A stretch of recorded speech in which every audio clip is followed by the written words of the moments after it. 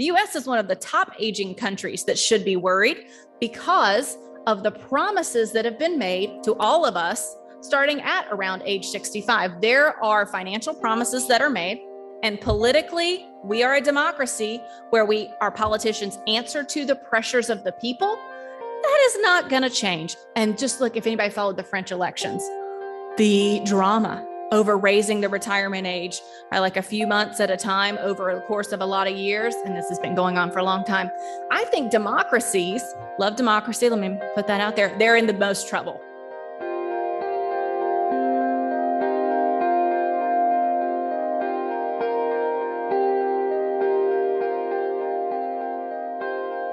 Hi, everybody. I'm Mary Eintema, president of World Boston, and it is my pleasure to welcome you to Great Decisions tonight in person at the Boston Public Library, first time since 2020.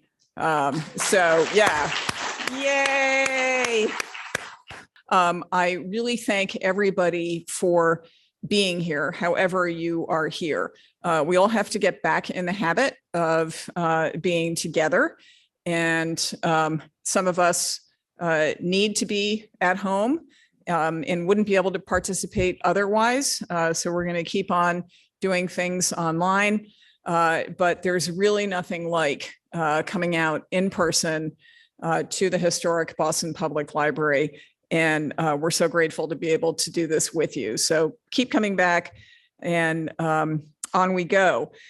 We are really fortunate to be joined tonight by Jennifer Sciubba, an internationally recognized expert in the field of demographic security. She studied at the Max Planck Institute for Demographic Research and frequently advises the public and private sectors on demographics. She's a member of the Council on Foreign Relations and Phi Beta Kappa, and on the board of the Population Reference Bureau. She is affiliated with the Center for Strategic and International Studies, the Environmental Change and Security Program at the Woodrow Wilson Center, and the Rising Powers Initiative at Boston University. Dr. Sciubba is currently an associate professor in the Department of International Studies at Rhodes College. She is also the author of the recently published book, 8 Billion and Counting: How Sex, Death, and Migration Shape Our World. After tonight's program, we will have copies of 8 Billion and Counting available for purchase and signing. So please let's welcome Jen, and thank you for joining us tonight. Well, hello. This is only the third time I've spoken to other humans in the same room about this, and so it is just thrilling for me to see you here. Thank you so much, World Boston, and to Mary and Natalie for inviting me. So this important cultural exchange of a Southerner to the Northeast, which is something I haven't been able to do much of lately. So very happy to be here. Well, I am excited to talk to you about global population. It is a large global population, so I'm not necessarily going to cover everything in my remarks, but that's what Q&A is for. So if there's something that you're going to want to talk about, I'm ready. So we can do that afterwards. I am a political scientist. So what I do in my work is I look at population trends through the lens of politics. And I say that up front so that you can kind of see where we're going with this talk. The big bottom line is context, and that's what you'll get out of what I say tonight. And my book, let's see, I think it is 4 weeks old today. And so, yay, it's out in the world. This is a little bit of a book talk that would complement if you happen to be someone who does their homework and do the Great Decisions reading. But the two, you don't need to have read anything to understand this. So we're 8 billion and counting. Pretty soon, the 8 billionth person is going to be born. And I thought it was really important to stop and take stock of what that really means, because those milestones are rare. They really only happen every 12 or 13 years. And in fact, they are increasingly rare, as you'll see, because global population growth is slowing. So that was one reason for me to stop, take stock, and write this book. But also, when I look at global population trends, this century is different. So last century was marked by exponential growth in population, started the century with about 1.6 billion people in the world and ended it with 6.1. Whew, huge exponential growth. Now, we are already at 8 billion in this century, so you might be thinking, well, it looks a lot like the last one to me. But when you zoom into those 8 billion people, we see that there are just tremendous divides like we've never seen before in those 3 building blocks of population, which, as the subtitle of the book, is fertility, mortality, and migration. Of course, I changed fertility to sex because I got to sell it, but same kind of thing here. So these were my general motivations for writing the book, but there is a more specific motivation. And we might as well start with Russia because it was a big one. This quote says, as someone who used to prepare estimates of Soviet military strength for several presidents, I can say that Russia's conventional military, although vastly improved since its nadir in the 1990s, remains a shadow of its Soviet predecessor. And adverse demographic trends in Russia will likely keep those conventional forces in check. And this was then Secretary of Defense Robert Gates, Sovietologist, wrote this in Foreign Affairs magazine in 2009. Which was right after I had just left working for Robert Gates at the Pentagon in the mid-2000s, where I worked in the strategy office. In the mid-2000s, these kinds of sentiments, you may remember, were all over the place. Tons of headlines about this. One was, I think, Russia's drunken population, talking about the widespread alcohol abuse in Russia. They had major depopulation at the time. Some years around then, they were losing about 600,000 people a year. So, you know, we think about these are some adverse demographic trends. In fact, life expectancy for males was so low that if you look at the lowest income countries in the world, life expectancy at birth was 54 years. And for a Russian male, it was 58. So it was really, really low there. And I think the question that a lot of people like the Secretary of Defense were asking was, how could a great power have those demographic trends? Obviously, this meant that they weren't going to be able to be a great power anymore. A country like that wouldn't be able to project beyond its borders.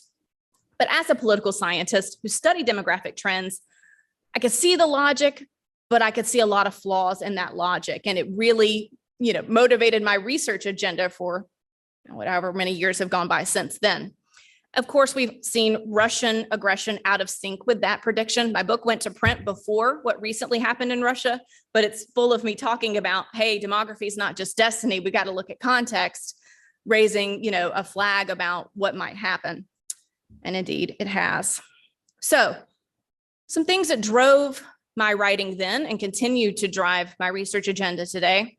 Why did so many people get that wrong? I throw a they in there because I'm not taking responsibility for that one. However, the next one's a we, because what else are we getting wrong? Where else are we walking in with these assumptions about the ways that demographics might shape our political, economic, and social outcomes, but we're just faulty assumptions, perhaps? And how can we do this better? So what you see in this book that I've written is a set of tools to analyze demographic trends. It's not just a snapshot of global population, because by the time you get to print, it's possibly out of date, but it's a way to think systematically about population trends to take back into your own interests or your own work. And there's a key question here. How can we more accurately use demography to understand our past, present, and future? So we have 4 takeaways that I will go through tonight. And here's the first one. Our preferences cloud our judgment. And I see this one the most often. It's psychologists call this desirability bias. You look at the data and you see what you want to see. I think that is really what's behind quotes like that one about Russia. A lot of the people that I spoke with in the defense community at that time wanted to see a weak Russia and a relatively stronger US. So when they looked at Russian population trends, that is what they saw. In the same time period, I often heard really similar conversations about China, which might seem kind of funny today because we think about a very strong China, but not that long ago, there were all the kinds of conversations about skewed sex ratio at birth in China and the millions of missing females potentially leading to instability within the country that would keep the government in China from being able to focus on larger goals externally. That was one of the conversations that happened, for example. So I think the problem here really is this Goldilocks view. There's too many people in China, said all of the headlines from several decades ago. Now it's, well, there's not enough workers in China. And desirability bias, I can really see it work in both of those, because this is really a time when China is rising as one of the major powers in the world. So I saw on a daily basis people leading the US seeing weakness in China and Russia, but without seeing that own weakness in themselves, which is too bad because it's there. It's actually nice that you're sitting far away, because what I want you to see about this slide, and if you're at home, just squint, is the shape. So these are called population trees. They used to be called population pyramids because they were all shaped like a pyramid. And what you see in the blue are males, the pink is females. I did not choose the colors, the US Census Bureau did. And it is ascending age groups or older age groups. So the 0 to 4-year-olds are the bottom bar, and those above, nearing 100 are at the top here. And so you can really see, where are the people by age group? The bottom bars will be your preschoolers, then your elementary schoolers, and then your working age population and potential mothers. I'll flag and pause on that. Your retirees and those who are in their last few years of life. Russia, the United States, and China have a lot in common, as you can see from these shapes, especially if I were to show you some other shapes that really are still shaped like pyramids. But as a political scientist, I know that the same trends in different countries can have very different outcomes. But let's look at some of these similarities for a second. One is in terms of fertility. So what I have here is the total fertility rate, which is the average number of children expected to be born to a woman in her lifetime. And they are pretty similar across the 3 countries. And they go up and down, but really kind of hover around this 1.5. Life expectancy, I put for males here because I think it's interesting to note how much progress Russia made in raising life expectancy until now for males. And United States, China at 75. What about if we take immigration out of this? How about births over deaths, or vice versa in Russia's case? So there are more deaths than births. But I will note that while the US is 0.1, which is quite low, you may have seen the data come out for 2021, 73% of US counties had excess deaths over births. So again, I would posit they're all the same. Median age, I love median age to compare across nationally. Just think about it like lining up everyone in the country from the youngest person to the oldest person, and ask the middle person to raise their hand. Pretty much the same. And I like this measure because it's the center of gravity for a population. A little bit of contrast for you. If you're looking at a country like Nigeria, it's 18, okay? And then Japan is the oldest country in the world, and it's 48. So that tells you, these countries really do have this in common. And a number popped up near the top there, 15% Russia, 17% US, and 14% China. That is the proportion of the population age 65 and older. But when you look at this snapshot, and I tell you those proportions of 65 and older, I want you to be asking, so what? The snapshot of the proportion 65 and older does not really tell you anything about what it's like to be a 65-year-old in these countries, or what that really means for that nation. And so lesson number 2 here is where I really get to bring my politics in and tell you that the rules of the game, the institutions, matter. So if we go back to this preceding slide here, and you see those percentages above 65, what's retirement age in those countries? Do you know from this picture? Of course not. It makes a difference whether or not the norms, not even the rules, but the norms in the country are to retire as it is in Japan, 71. South Korea and Japan, effective retirement age is 71. In Southern Europe, it might be 15 years lower. That is a huge difference here. So rules of the game really determine the effect of trends such as population aging. Now, a little bit more on institutions. If you think back to that quote on Russia, and let me carry that through just a little bit more, part of the theory that undergirded the comment that we didn't have to worry about Russia anymore was a theory by a dear colleague called, that he named, very cute, geriatric peace theory. And if you know anything about democratic peace theory, it's a little play on words there. Love the name, but I totally have disagreed with it. And we have a friendly disagreement about that. The theory was that as states aged, they'd become more peaceful. So as we move to a world of aging states, we should expect a more peaceful world. Part of what I think motivated that theory was the idea that we actually don't know very much about aging states. When I wrote my dissertation, it was on population aging, and there were only 3 countries in the world with a median age of 40 or higher. So I took the 3 countries and I wrote a dissertation about it. That's it. We only knew about those. So what are you to guess about population aging? All you can do is really guess. Some of what we've done with aging in our theories is think, well, we know about aging individuals, and what we know about that makes a lot of us nervous. Cognitive declines, physical decline. There's a lot of fear around individual aging, right? Well, we just kind of took that idea and slapped it on countries and said, well, I guess aging countries behave like aging individuals. So I think that's part of what's behind it, but I don't think it's right. And let's take a look here at why a theory that assumes an aging world would be peaceful made sense, but then also why I would think it's wrong. What you see here, I really just want you to pay attention to the color of the dots. So this is the year 2000, and these are all the countries in the world with a median age of 35 or higher. The green dots are democracies. And you'll see 2 yellow dots, which were partial democracies, Serbia and Russia, and 1 non-democracy, Belarus. So if this is what you're walking into to theorize population aging, you're going to say, well, hey, I think these are going to be, we know democracies are peaceful, so we're going to have a peaceful world here. I think we knew this correlation and inferred some causation, and we're really unprepared for aggressive aging states. There are real consequences to that.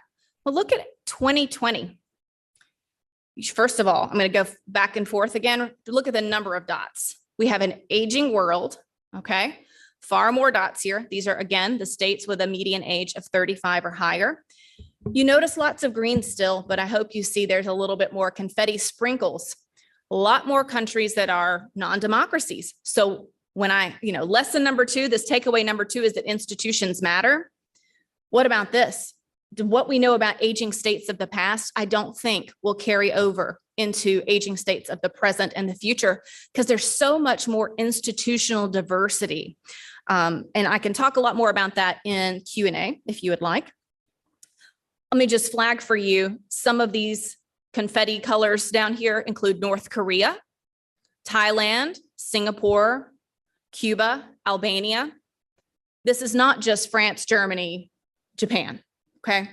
And so aging in these contexts, I think, is very different. So I'm already starting to break down the use of demography and saying it's not destiny. So why on earth is my entire career studying demography? I think it is still an incredibly useful baseline predictor. It's kind of like geography. It sets the scene because, people are our soldiers. They're our workers. They are our parents. And so we have to think about it as really the foundation of every society. But you can't leave your politics at the door with demographic analysis. All right, takeaway number 3. Trends change, but our thinking doesn't. And I'm not going to make friends with this one, but just know I'm totally open to Q&A on this. Okay, I already know what's going to happen. All right, here's a piece of good news. As somebody, I'm not like that old, and I already can't use notes from early in my career when I teach about global health, because we have come so far in HIV/AIDS, for example. Deaths and infections are down so dramatically. It's a little bit exhausting to be an international relations professor because you just can't. I guess if you're talking about Russia these days, you probably could pull some old notes out, but for the most part, things are really changing. And same for demographics. And here's what I've noticed. I think kind of do some self-reflection here. I have done some of my self-reflection. You can do some here too. People's first impressions of demographic trends are really sticky and they're really hard to undo. So you think about, when you had first an awareness of what demographic trends were, and then let's see if you might be in this category here. Does this ring a bell for some people? Yes. Okay. So in 1968, there were 127 countries in the world where the total fertility rate was an average of at least 5 children per woman. That is a lot. I don't know how many we had at the time, but it was fewer than our 200 today. So for there to be 127, this is a lot. Global population was about 3.5 billion total then. And if I'm speaking to audiences and I notice demographics in audiences where there are people who might have come of age during this time, I notice that in the Q&A, question number one, and it may dominate, is overpopulation.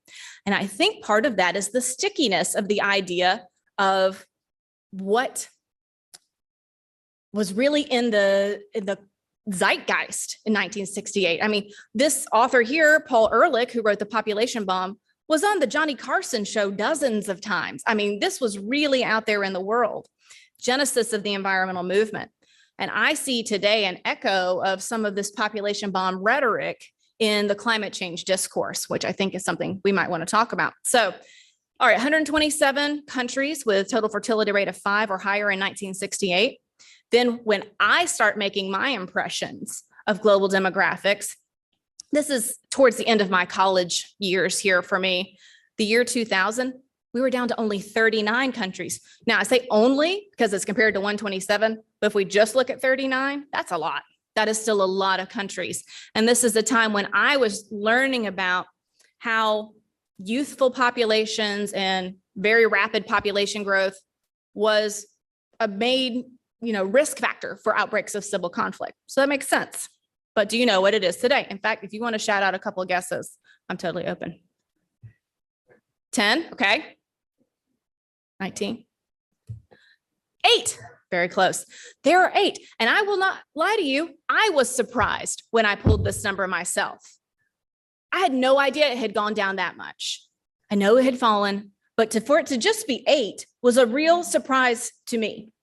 Still fun. It's fun to get to be surprised about this kind of stuff. So it's really just a handful of countries. So I think it's interesting for us to reflect on how much overpopulation discourse is still really present, considering that trends have changed a lot. And I would really argue to you that we have got to start shifting our discourse. I think it's really lazy for us to employ overpopulation rhetoric. It displaces responsibility because we already know that the West, for example, well, they're aging and in fact set to shrink. So if there's too many people, well, it's not us, it's those people over there. I think it gets into some really complicated ethical issues as well. We've seen this come up in the climate change and migration discussions that have boosted in the last couple of years. Some people are only motivated to do something about climate change because they're worried that migrants will come over. That's part of the overpopulation rhetoric in disguise here. But I don't want to downplay too much those 8 countries, because that's just the number of countries with a total fertility rate of 5 or above. But a fertility rate of 3 means each generation is 50% larger than the preceding one. So if we're at a global level, I think we need to stop the overpopulation discourse. But at a local level, pressures that the population puts on the environment are real. And here would be an example of that. So many of you may know that Nigeria is set to eclipse US population as the 3rd most populous country in the world by 2050, doubling between now and then. And they're one of those 8 countries with a total fertility rate of 5 or higher. And climate change, I think, this is something new in terms of global I don't know, like a global movement, but we've known a lot about environmental pressures for decades and decades and decades. And so taking that aside, just simply the very high total fertility rates. So you see some of 7 and above children on average per woman in the northern states of Nigeria, along with perhaps some climate change, but just even without that, we see deforestation, spread of agriculture, decline in savanna, land degradation. And we know that Muslim herders in the north have been displaced by these environmental changes. They have moved, they have migrated to these middle belt lands of Christian farmers, and clashes between the groups have killed 6 times more than Boko Haram. So while at the global level, there's one thing. At the local level, people feel these pressures acutely.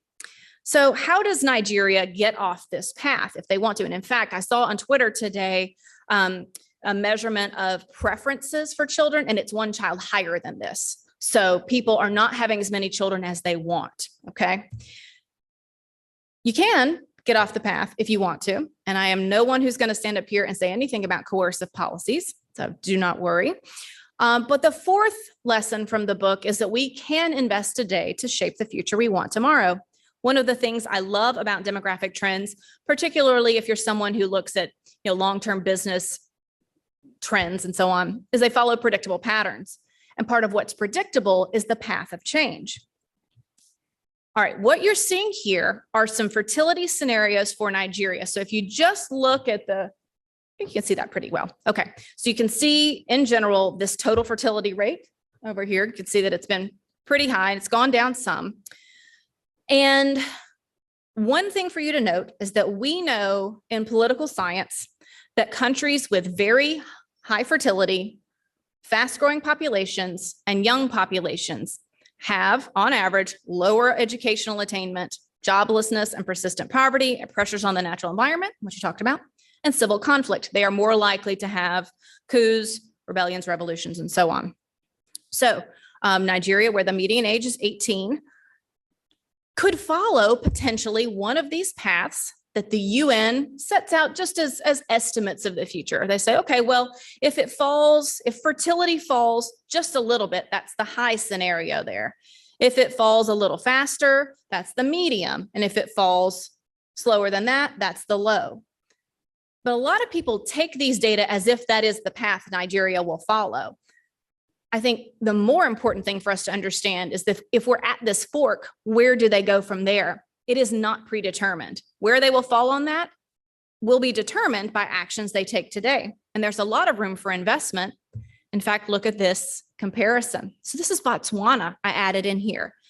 You may note that Botswana had higher fertility than Nigeria in 1950. But today, their fertility is 2.89, fell dramatically and rapidly. How did they achieve this? They had family planning services free of charge starting in the 1970s. Since that time, they've integrated those into maternal and child health services delivered at primary care facilities. Girls' secondary school enrollment exceeds that of boys' secondary school enrollment.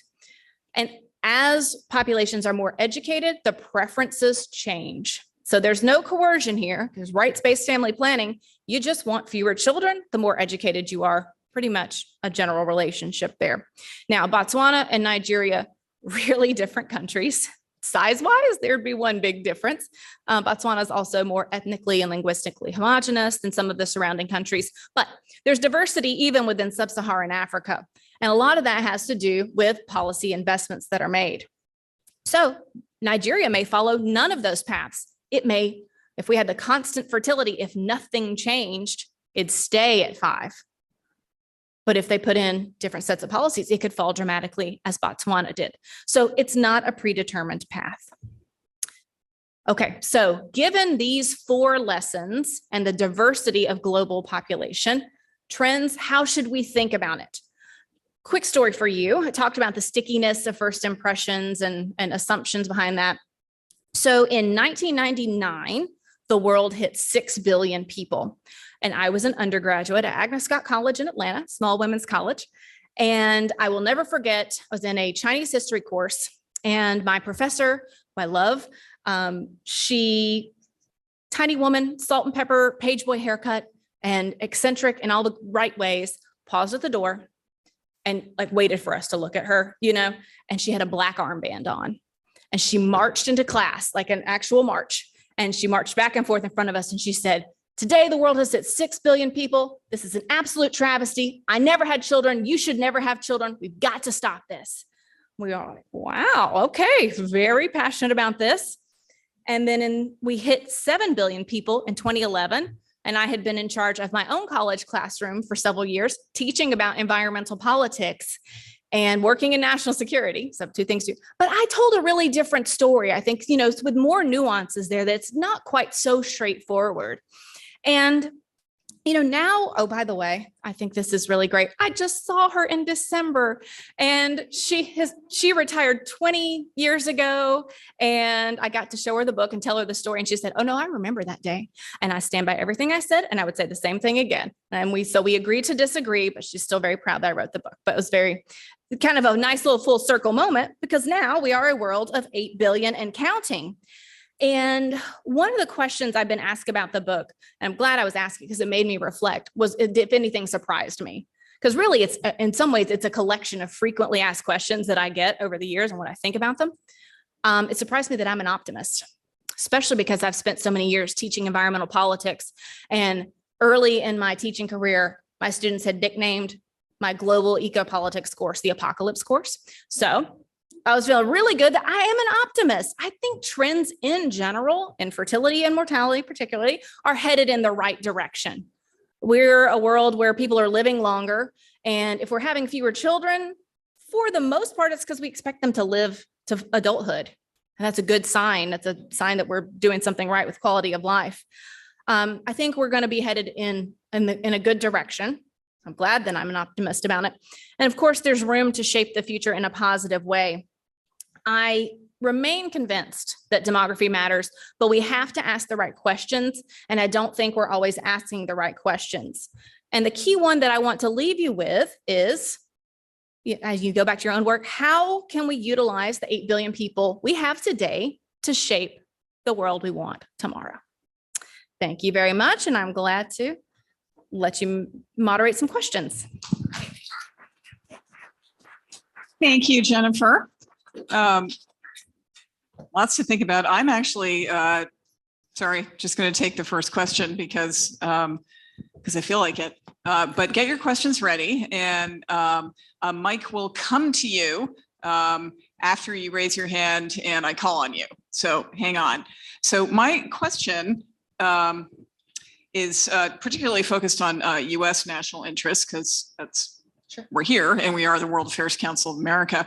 So what is more concerning to our global interests? The boom in population growth and the negative effect that can have on the quality of life, or population decline, very relevant in the global north, and the negative impacts this has on the labor force, retirement, productivity, economic growth.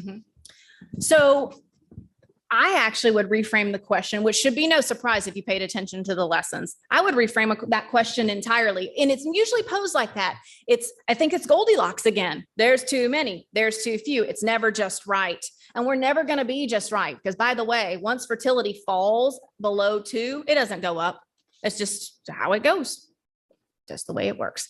So I think it matters in context. And I was speaking with a group yesterday in the finance world about this and really trying to emphasize the point that, again, that 65 is not the same in every country, but in some countries, you really do need to be worried. So I'll carry through some of the alarmism for a little bit. I'll say the US. The US is one of the top aging countries that should be worried because of the promises that have been made to all of us starting at around age 65. There are financial promises that are made, and politically, we are a democracy where our politicians answer to the pressures of the people. That is not going to change. And just look, if anybody followed the French elections, the drama over raising the retirement age by like a few months at a time over the course of a lot of years, and this has been going on for a long time. I think democracies, love democracy, let me put that out there, they're in the most trouble. They are in the most trouble. They've made the most promises and they will have a hard time undoing them. But I think countries like Singapore, which is rapidly aging, way better off. They didn't make those promises. If you are the government, so where you stand depends on where you sit. If you are the government, you don't really have that much of a financial burden of aging, because you have said we are the last resort and we're going to legislate that families must take care of older people. In China, frankly, there's not a huge government burden there to take care of people. So I think that's where institutions really matter. Now, who will suffer in cases when the government is not in charge? It'll be the families themselves and the individual elderly. I mean, the Social Security system in the United States did so much to raise elderly people out of poverty.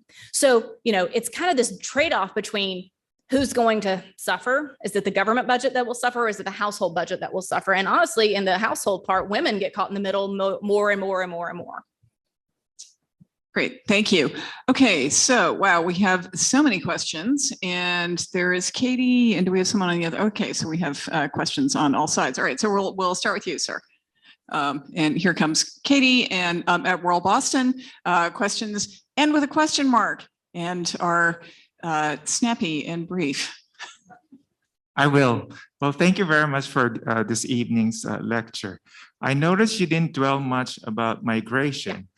And I'm curious about the fact that non-whites will eventually become a bigger share of the US population, and you haven't really dwelt on the implications. Yes, so I knew that it would come up, and I'm glad that it did. I could have planted you there for that. So let's just go back to the institutions matter question again. And if any of you are curious, I had an article come out in the Atlantic magazine a few weeks ago called "Immigration is Not Inevitable." So we could kind of pick up on that argument here. So a couple things to note about immigration or migration in general. One is how rare it is. If I gave you a pop quiz, if we were in class or not, I would say, what proportion of the world's population currently lives outside the country in which they were born? I'd ask you that, you can kind of think for a number. People say 20, 50, et cetera. It is less than 4%. And that number has been steadily between 2 and 4% for the last 60 years. But our perception of migration is way out of sync with those numbers because it's uneven across the world. So I think inherently migration is incredibly political, and politics is the gatekeeper. And so whenever I see news stories that talk about coming displacement and that other countries will have to deal with that displacement, I say, no, they don't. Well, the way they may deal with it is to say, you're not coming here, because we overestimate migration on the first, like one point is we overestimate it because we can do this push-pull factors. There's so many reasons for people to leave. Climate change might be one of them. Conflict might be another.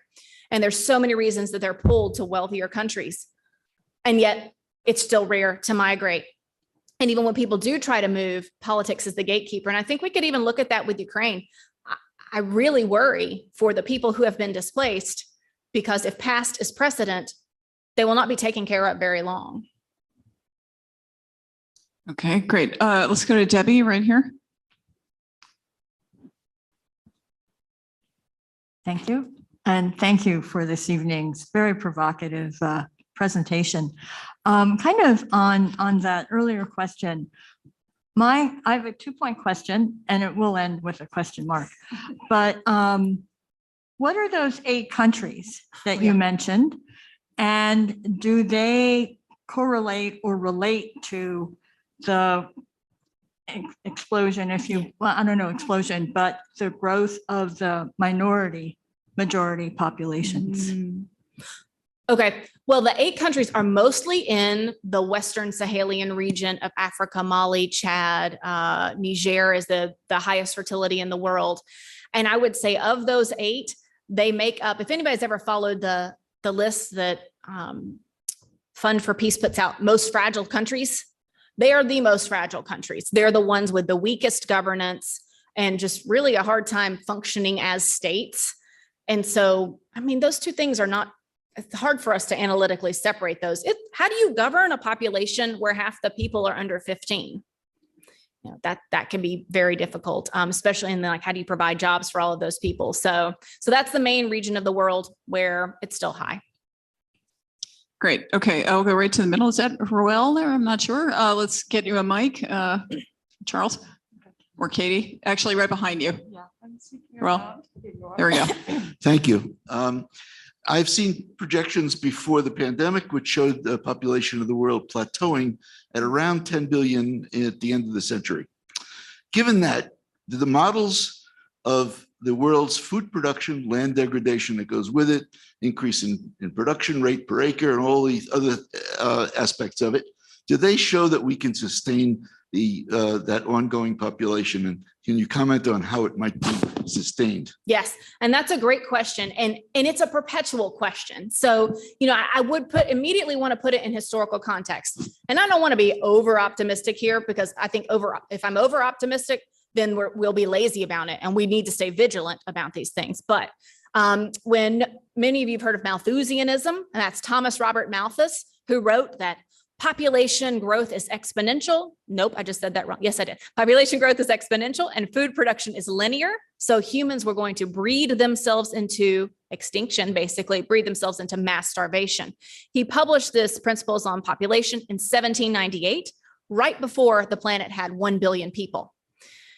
And every milestone since then, I take heart in this. This makes me an optimist.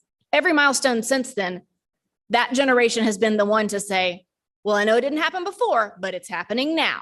And I think about Paul Ehrlich, same thing. And it was the quote about, we are breeding ourselves into extinction. The whole book is about mass starvation coming. And at least until 8 billion people, we have been able to feed the planet. Now I have seen, there's a report I taught out of I think it was last fall, that was the first one I had seen that said it's actually not an issue of distribution, which was the general argument, like there's plenty of food, it's just not distributed evenly. It actually showed that we were running out of some things. Long, complicated part, and it was pretty compelling. So again, stay vigilant, but I take heart in the idea that we have been able through technology and somewhat through politics, it usually does more harm than good, but to feed the world's people. So I think we can keep doing it because we are at slower world population growth. We all got to be vegan. Just be more provocative. Am I on? Yeah. Yeah. Then that starts to butt into the notion of increasing productivity is due to increasing carbon use, Consumption. and then you have climate change to contend with, not just population. Oh, yeah, we can't all eat, hamburgers for dinner and wash it down with a glass of milk and think everything is going to be okay. So. Okay, so we actually have a couple of, are you ready to go, Natalie? Yes. Okay, so we actually have a couple of questions from our Zoom audience. Do you have a couple or one? Yeah, we have a few. Do you want? Like two. Let's take two. So our first question from Zoom is from James Kaufman.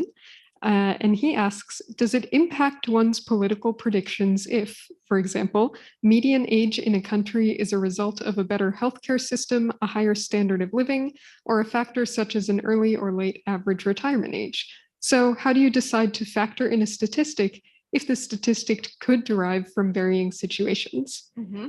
Okay, let's stay with that because that's a complicated question. Short-term memory, so we have to stick with that. So, median age is the same no matter what the politics are. So median age is apolitical in the sense that it just comes from birth and death and migration, and that's that.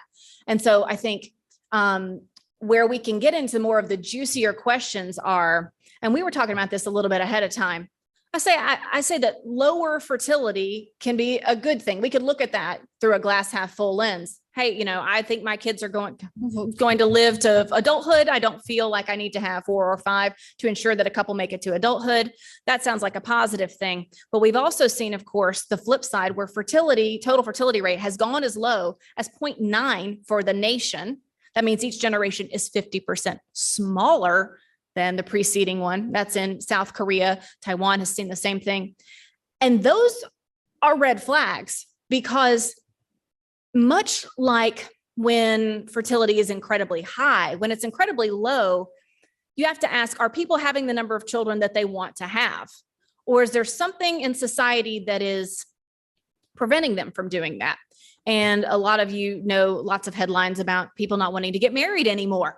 They want to opt out of that cultural structure because it is not serving what they want in life. And people may not want to have children, or they may want to, and they can't afford it. So economic reasons are the number one reason people in low fertility countries don't have as many as they want. So that's where I think it is important to not just say, oh, low fertility countries, it's all the same, because you could have a whole range of one child, which is a big difference.